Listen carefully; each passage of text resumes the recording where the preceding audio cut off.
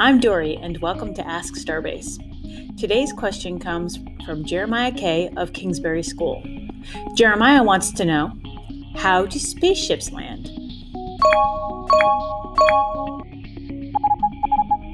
It depends on the type of spaceship. From the beginning of space travel up until now, spacecraft and their crews have returned to Earth using several types of landings: water-based or splashdowns, capsule ground landings, orbiter or shuttle landings, and booster landings. In any case, astronauts must get their craft into the correct position to re-enter Earth's atmosphere safely so that the parts designed to act as a heat shield can protect them. These sections of a vehicle are designed to protect both passenger and cargo from a thin sheet of 5,000 degree Fahrenheit plasma that forms as the ship travels through the atmosphere. In some cases, spacecraft will break into smaller pieces before or during re-entry to make it easier for astronauts to slow down and safely land.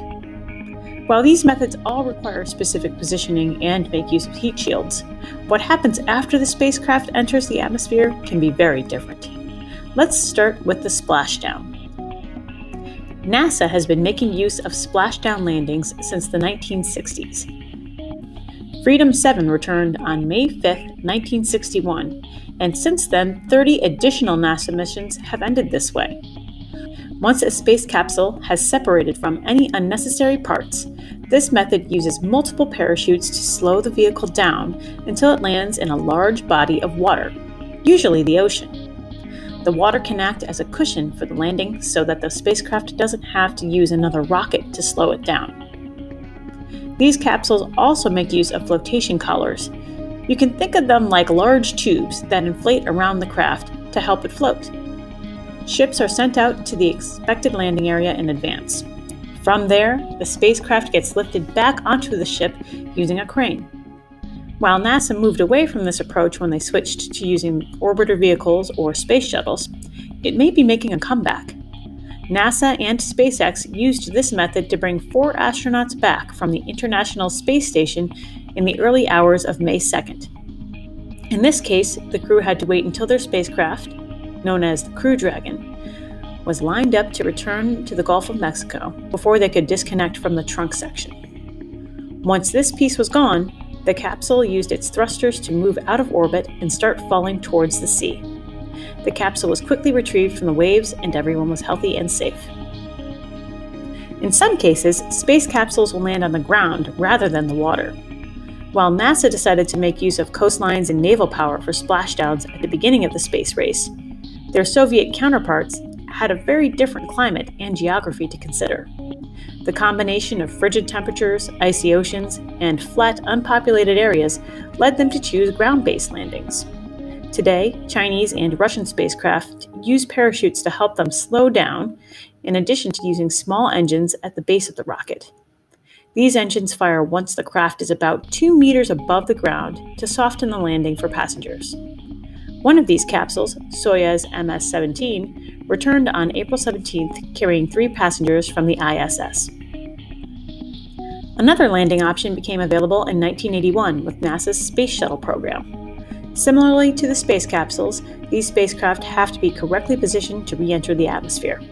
Once the cargo bay doors close, astronauts use a reaction control system, or RCS thrusters, to adjust the shuttle's position to face Earth tail first. Then they use the Orbital Maneuvering System, or OMS, to help slow the vehicle as it moves out of orbit and falls to Earth. The RCS thrusters helped change the pitch of the shuttle to keep heat-shielded bottom areas facing towards the ground, and the nose pointed towards the landing site. Astronauts would also burn the leftover fuel to prevent it from being lit by the heat of re-entry.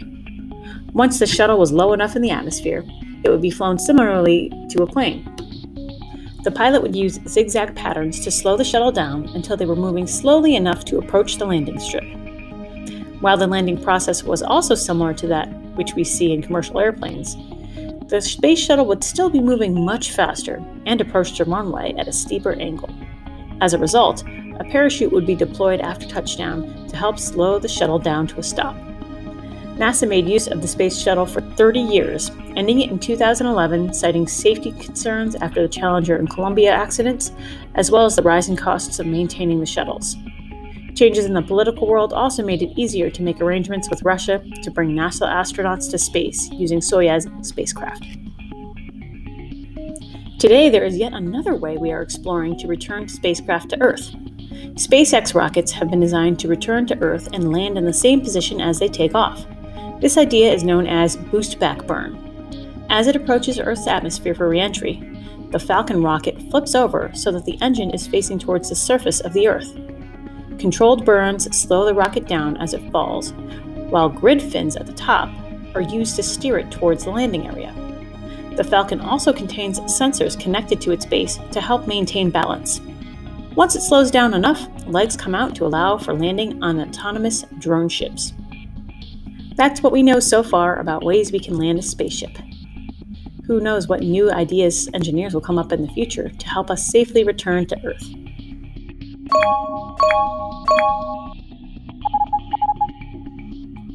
Thank you for joining me for this episode of Ask Starbase.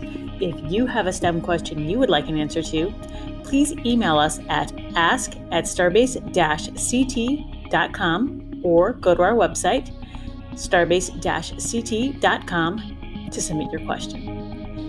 Be safe and stay well. Bye!